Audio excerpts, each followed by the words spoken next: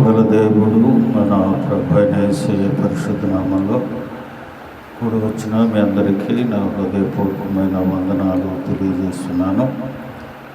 పరిశుద్ధ గ్రంథము నుండి యోహాను సువార్త 5వ అధ్యాయము 24వ వచనాన్ని చదువుకున్నాం. యోహాను సువార్త 5వ అధ్యాయము 24వ వచనాన్ని చదువుకున్నాం. నా మాట విని నన్ను పంపిన వాని యందు విశ్వాసముంచు ప్రతివాడును నిత్యజీవము. ప్రార్థన చేసుకున్నాం. ప్రభువాని కొందనాలు, ఈ రాత్రి మీరు మాకు అనుగ్రహించిన ఈ మాటను బట్టి నీకు స్తోత్రాలు. దీన్ని ధ్యానం చేసి నీ బిడ్డలకు వివరించే జ్ఞానం నాకు లేదు నాయన. నీ సిలువు చాటు నన్ను మరుగుపరిచి నీ మాటలు మాకు వినిపించి నీ లేఖనానుసారంగా జీవించే కృప మాకు అనుగ్రహించి మహిమ పొందమని మా ప్రభు అయిన యేసయ్య పరిశుద్ధ నామంలో అడిగి వేడుకొనుచు ప్రార్థిస్తున్నాను మా పరమ తండ్రి, ఆమేన్.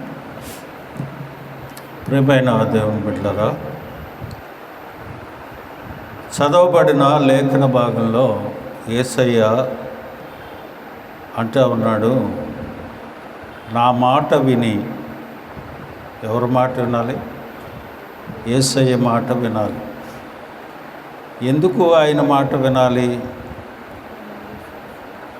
ఆయన చెప్పే మాటలు ఏ రీతిగా ఉంటాయో ఒక 7 మాటల గురించి మనం ధ్యానం చేసుకున్నాం. ఆయన మాటలు వింటే, నా మాట విని నన్ను పంపిన వాని యందు విశ్వాసము కానీ మీరు ఉంచారంటే మీరు నిత్యజీవం గలవారు అవుతారు. ఆ మాటలు నిత్యజీవాన్ని ఇస్తాయట. చూడండి, ఆయన మొట్టమొదటిగా మనతో మాట్లాడే మాట ఏమిటంటే 119వ కీర్తన 140వ వచనాన్ని మనం చూసినట్లయితే 119వ కీర్తన 140, నీ మాట మిక్కిలి స్వచ్ఛమైనది, అది నీ సేవకునికి ప్రియమైనది. ఆయన మాట ఏమిటంట? నిత్యజీవం గల మాట. అది చాలా స్వచ్ఛమైన మాట. అది నీ సేవకునికి ప్రియమైనది అంట. ఆయన మాట మనకు ప్రియమైనదిగా ఉండాలి. ఆయన చెప్పే మాట మనకి ఇష్టపూర్వకంగా ఉండాలి. ఆయన చెప్పే మాట నిత్యజీవం కలిగింది కనుక అది మనకు ఎలా ఉంటుందట? ప్రియమైనదిగా ఉండాలట. ప్రియమైన దేవుని బిడ్డలారా, దేవుని వాక్యము ఈ రాత్రి మనం ధ్యానం చేసుకుంటా ఉన్నాం. ఆయన చెప్పిన ప్రతి మాట శ్రేష్టమైన విలువ కలిగింది. బంగారము కంటేను, మేలిమి బంగారము కంటేను శ్రేష్టమైన మాట. వృద్ధులు అంటూ ఉంటారు కదా, ఆణిముత్యాలు లాంటివి అని అంటుంటారు కదా.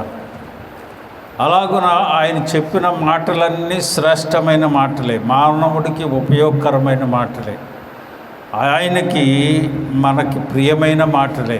ఆయన మనకి ఇష్టం లేని మాటలేం మాట్లాడాల. మొదటిగా మనం చూసినట్లయితే చూడండి, 12వ కీర్తన 6వ వచనంలో అని అంటాడు కదా, యెహోవా మాటలు పవిత్రమైనవి. దీన్ని అండర్లైన్ చేసుకోండి. అది యెహోవా మాటలు పవిత్రమైనవి, అవి మట్టి మూసలో 7 మారులు కరిగి ఊదిన వెండి అంతా పవిత్రములు. హల్లెలూయా చెప్పండి, హల్లెలూయా. వెండిని మట్టి మూసలు వేసి 7 మార్లు కడుగుతారంట. దానికన్నా పవిత్రమైనవి ఆయన మాటలు. నిర్దోషి, నిష్కళంకుడు, పవిత్రుడు, పాపమెరిగిన వాడు, ఏ పాపము చేయనివాడు అని అపోస్తలుడైన పౌలు తన పత్రికల్లో రాస్తారు. అంత పవిత్రుడు ఆయన. ఆయన మాట కూడా పవిత్రమైనదే. ఆయన మాట మనకు ప్రియమైనదిగా ఉండాలి. ఎందుచేత ఆయన మాటలు పవిత్రమైనవి, ఆయన మాటలు నిత్యజీవం కలిగినవి, మనకు నిత్యజీవాన్ని ఇచ్చేవి. అలాంటి మాటలు ఆయన చెప్తా ఉన్నారు. ఈ రాత్రి దేవుని మాటలు మనం వింటూ ఉన్నాం. ఏ మాటతో దేవుడు నీతో మాట్లాడుతూ ఉన్నాడో ఇంకా 2-3 రోజులు మనం ప్రార్థన చేసుకుంటే అయిపోద్ది. ఇంకా తర్వాత ఈ సిలువ ధ్యానాల గురించి మళ్ళీ సంవత్సరం వస్తే కానీ సిలువను గురించి ధ్యానాలు మొదలు పెట్టుకోం. కానీ యేసయ్య చెప్పే ప్రతి మాట చాలా ప్రాముఖ్యమైనవి, పవిత్రమైనవి, శ్రేష్టమైనవి, అతి ప్రియమైనవి, నిత్యజీవం కలిగిన మాటలు ఆయన మనతో చెప్తూ ఉంటే ప్రజలందరూ ఎవరూ ఆయన్ని విశ్వసించలేదు. ఆయన సిలువ వేయటానికే చూశారు, ఆయన మీద దోషం నేరం మోపటానికే చూశారు. కానీ ఏ నేరమో చేయని వాడి మీద నేరాలు మోపుతూ ఉన్నారు. అయిన తర్వాత చూడండి 6వ అధ్యాయం యోహాను సువార్త 68వ వచనాన్ని మనం చూసినట్లయితే 6వ అధ్యాయము 68వ వచనం. సీమోను సీమోను పేతురు, ప్రభువా, ఎవని యొద్దకు వెళ్ళుదమో నీవే నిత్య జీవపు మాటలు కలవాడు. ఏమంటున్నాడు పేతురు ఏమంటున్నాడు? మేము ఎవరి యొద్దకు వెళ్ళాలి బాబు? నీవే నిత్య జీవపు మాటలు కలిగిన వాడవు అని అంటాడు. ఆయన మాటలు నిత్య జీవాన్ని ఇస్తుంది. అందుకనే పదే నేను ఒక్క వాక్యాన్ని ఎత్తి చదువుకోండమ్మా, ఒక్క వాక్యాన్ని ఎత్తి ప్రార్థన చేసుకోండి, ప్రభువు నీతో మాట్లాడుతున్నాడు. ఈరోజు మనం ధ్యానం చేసిన వాక్యాన్నే ఎత్తి ఉదయం లగ్గానే రాత్రి అయ్యా మీరు మాతో మాట్లాడిన మాట బాబు, ఇది పవిత్రమైనది, ఇది నిత్యజీవం కలిగినది. ఇదేంటి పవిత్రమైనది? మాకు మట్టి మూసలో తీసిన 7 మార్లు కడిగిన దానికన్నా పవిత్రంగా ఉంది. అలాగనే దేవుని వాక్యం అంటూ ఉంది కదా, ఆయన మాటలు నిత్యజీవపు మాటలు. నీ మాట మిక్కిలి స్వచ్ఛమైనది, అది నీ సేవకునికి ప్రియమైనది. 1940లో చదువుకున్నాం కదా, 140లో. స్వచ్ఛమైన మాటలు అవి. వాటిలో ఏ తప్పిదాలు మనం ఎదగటానికి లేవు, అన్నీ స్వచ్ఛమైన మాటలు. తర్వాత చూడండి లూకా సువార్త 4వ అధ్యాయము 22వ వచనం.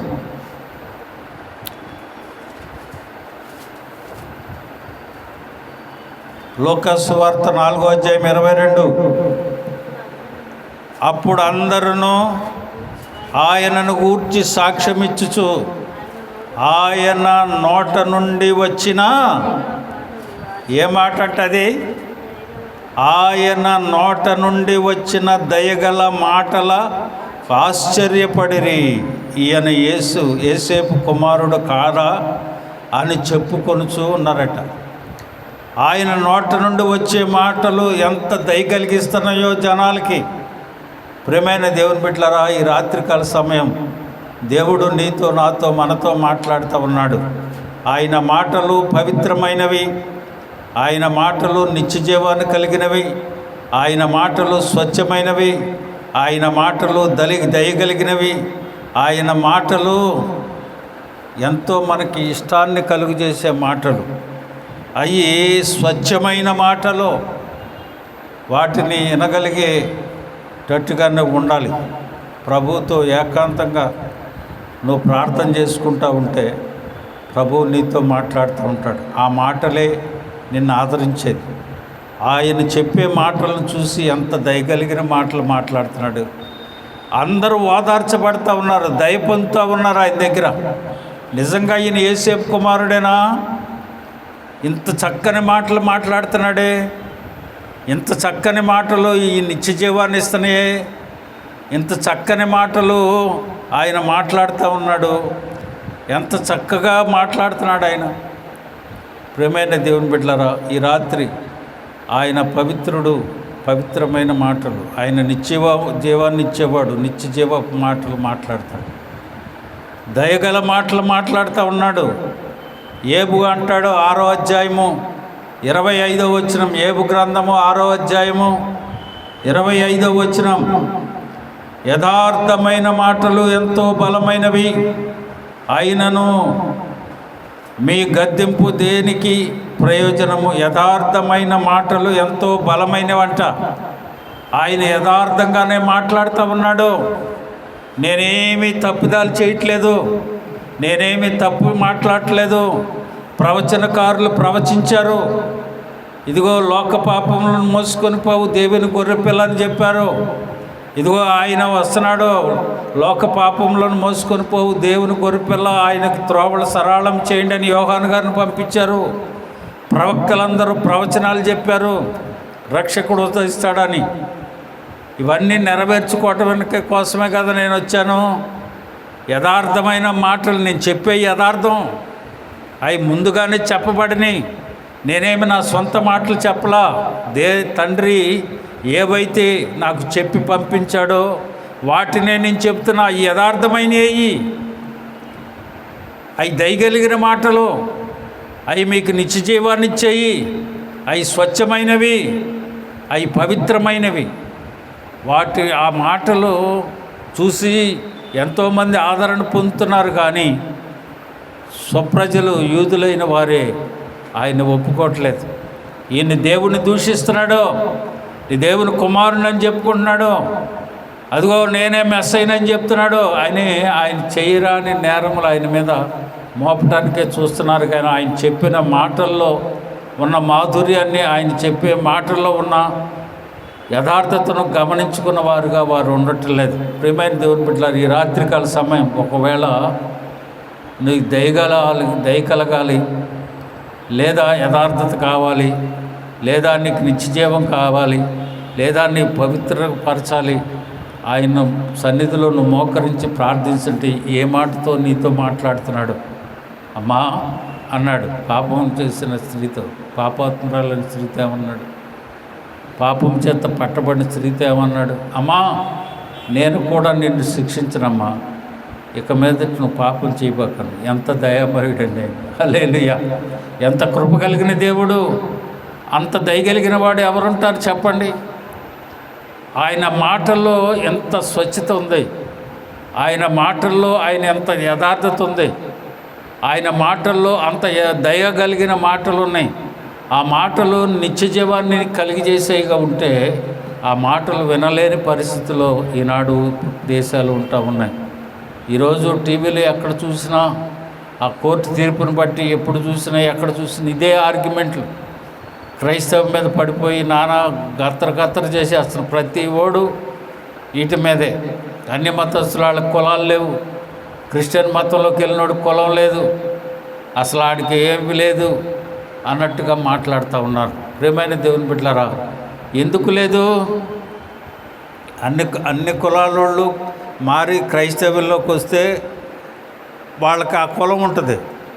ఓన్లీ ఎస్సీలు ఉండి మారిన వాళ్ళకే లేదంట. అదే మరి న్యాయం అర్థం అవ్వాలి. మిగతా కులాల వాళ్ళు వస్తే ఇప్పుడు ఏ చౌదరి గారు వచ్చి మారాడు, ఆ చౌదరి కులం ఆయనకు అలాగే ఉంటుందంట. అలాగే ఏ రెడ్డి గారు మారారు, ఆయన కులం అలాగే ఉంటుందట. ఎస్సీలుగా మారిన వాళ్ళు అందులోకి వెళ్ళిపోతే ఈ ఎస్సీ కూడా ఉండదంట. అంత దారుణమైన పరిస్థితిలో ఈనాడు పరిస్థితులు అలాగున్నాయి. కనుక ప్రియమైన దేవుని బిడ్డలారు చూడండి, సామెతల గ్రంథము 12వ అధ్యాయము 17వ వచనాన్ని తీయండి ఒకసారి. సామెతల గ్రంథం 12వ అధ్యాయము 17వ వచనం, సత్యవాద ప్రియుడు నీతిగల మాటలు పలుకును, కోట సాక్షి మోసపు మాటలు చెప్పును. ఏం చేస్తాడట? సత్యవాద ప్రియుడు అంటే నేనే మార్గము సత్యము జీవం అని చెప్పాడు కదా యేసయ్య. సత్యవాద ప్రియుడు నీతి గల మాటలు మాట్లాడతాడట. ఆయన నెరవేర్పు ఎక్కడ ఉందో తెలుసా? వచనం ఎక్కడ ఉందో? 45 యెషయా గ్రంథం 23లో అంటాడు, నీతి గల నా నోటి మాట బయలుదేరి ఉన్నది, అది వ్యర్థము కానేరదు అని అంటాడు. నీతి గల మాట అయినది, నీతి గల నా నోటి మాట బయలుదేరి ఉన్నది. సామెతల గ్రంథంలో ఏమంటున్నాడు? సత్యవాద ప్రియుడు నీతి మాటలు మాట్లాడతాడు, నీతి గల మాటలే మాట్లాడతాడు. ఆయన నీతిపరుడు. పిలాతు భార్య అంటది, ఆయన నీతిపరుడయ్యా, ఆయన జోలికి నువ్వు వెళ్ళొద్దు అని అంట. ప్రియమైన దేవుని బిడ్డలారా, ఆయన మాట్లాడే ప్రతి మాట ప్రజలకు ఉపయోగకరమైనదే. ప్రజలకు స్వచ్ఛతనిస్తుంది, దయగలిగి చేస్తుంది, నీతినిస్తుంది, సమాధానాన్ని ఇస్తుంది, నిత్యజీవాన్ని ఇస్తూ ఉంది. ఆయన మాటలనే తప్పుపట్టే పరిస్థితిలో ఆనాడు యూదులు ఈయన మీద నేరం మోపుతూ ఉన్నారు. చూడండి, మత్తయి సువార్త 4వ అధ్యాయం 4వ వచనం తీయండి ఒకసారి. మత్తయి సువార్త 4వ అధ్యాయం 4వ వచనం. అందుకాయన మనుష్యుడు రొట్టె వలన మాత్రము కాదు కానీ, ఎలా బ్రతుకుతాడంట? మనిషి సాతానుతో వాదన జరిగేటప్పుడు ఆయన అంటున్నాడు సాతానుతో, అబ్బాయి ఈ రాళ్ళు నేను రొట్టెలుగా చేసుకుని తిను అని సాతాను యేసయ్యను అడుగుతూ ఉంది. ఆయన చెప్పే సమాధానం ఏంటంటే, ఏమంటున్నాడు ఆయన? అందుకాయన మనుషుడు రొట్టె వలన మాత్రం కాదు కానీ దేవుని నోట నుండి వచ్చి ప్రతి మాట వలన జీవిస్తాడు. హల్లెలూయా చెప్పండి, హల్లెలూయా. ప్రియమైన దేవుని బిడ్డలారా, 40 దినాలు, 20 దినాలు, వారం 20 దినాలు ఆహారం లేక, మంచినీళ్ళు తాక్క, కటికి నేల మీద పడుకొని దేవుని సన్నిధిలో గడిపే దైవజనులు ఎంతోమంది ఉన్నారు. వారు ఆహారం ముట్టుకోరు, నీళ్లు ముట్టుకోరు, ఏం చేయరు, దేవుని సన్నిధిలోనూ గడుపుతూ ఉంటారు. ఎలా బ్రతుకుతున్నారు?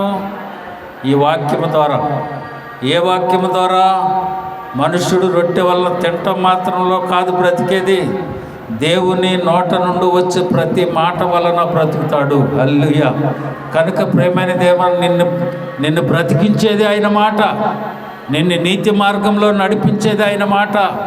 ఆయన మాట నీకు దయను చూపిస్తూ ఉంది, ఆయన మాట నీకు మార్గాన్ని చూపిస్తూ ఉంది, ఆయన మాట నీకు నిత్య జీవాన్ని ఇస్తూ ఉంది. ప్రియమైన దేవుని బిడ్డలారా, అలాంటి మాట మనం వినగలిగేటట్టుగా ఉండాలి. చూడండి, చివరగా మత్తయి సువార్త 24వ అధ్యాయం 35వ వచనాన్ని తీయండి. ఆకాశము భూమి గతించినను, ఏమనుంది అక్కడ? ఆకాశము భూమి గతించినను నా మాటలు ఏమాత్రమో గతింపవు. హల్లెలూయా చెప్పండి, హల్లెలూయా. నేను చెబుతున్న ఈ మాటలో ఆకాశాలు భూములు పోతాయి, అవి లయమైపోతాయి, కానీ నేను చెప్పే మాట మాత్రం మీకు ఎప్పుడు తోడుగానే ఉంటుంది, కానీ అది గతించవు. ప్రియమైన దేవుని బిడ్డలారా, ఈ రాత్రి దేవుడు మనతో మాట్లాడుతున్న మాట, నా మాట విని నన్ను పంపినవాని, తండ్రి పంపినవాని అందు విశ్వాసం ఇస్తే నీవు నిత్యజీవం కలిగిన వాడుగా కలగాడుగా ఉంటావు. ఆ మాటలు యందు నువ్వు ప్రియమైన కలిగి ఉంటే, దేవుడు అంటూ ఉన్నాడు, నా మాట పవిత్రమైనది, నా మాట నిత్యజీవపు మాట, అది స్వచ్ఛమైనది, అది దయగలిగిన మాట, అది యథార్థమైన మాట, అది నీతి కలిగిన మాట, అది నిన్ను జీవింపజేసే మాట. నా మాట గతించదు. అట్టి మాటలు ప్రభు మనకు అనుగ్రహించాడు ఈ రాత్రి. కనుక ప్రియమైన దేవుని బిడ్డలారా, నా మాట విని నన్ను పంపిన వాని యందు మీరు విశ్వాసం ఉంచితే నేను చెప్పే మాట గతించదు, అది నిత్యము మీతో నుండి మిమ్మల్ని నడిపిస్తుంది. అటు కృప ప్రభు మనకు అనుగ్రహించును గాక. తల వంచండి.